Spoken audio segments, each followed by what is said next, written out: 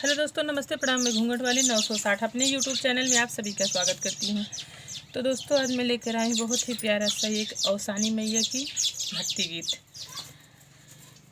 हम तो सुनीला बड़ी दानी औसानी मैया, हम तो सुनीला बड़ी दानी औसानी मैया, सबके तो दी हूँ मैया महल दो महला, सबके तो दी हूँ मैया महल दो महला, हमहू के तब जानी औसानी मैया, हमहू के तब जानी औसानी मैया, हम तो सुनीला बड़ी दानी औसानी मैया, हम तो सुनीला बड़ी दानी औसानी मैया, सबके तो दी हूँ मैया धन दौलतिया,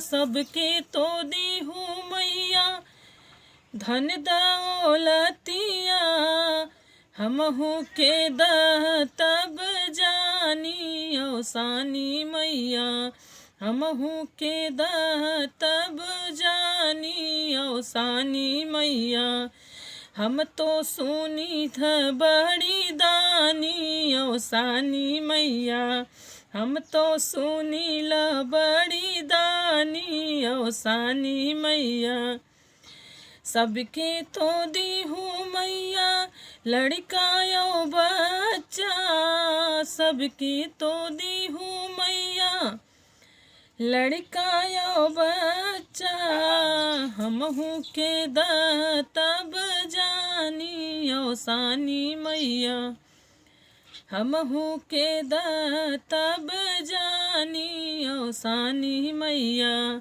हम तो सुनी था बड़ी दानी औसानी मैया। तो दोस्तों, था मेरा प्यारा सा एक औसानी मैया की गीत। कैसे लगे आप सबको कमेंट में ज़रूर बताइएगा दोस्तों।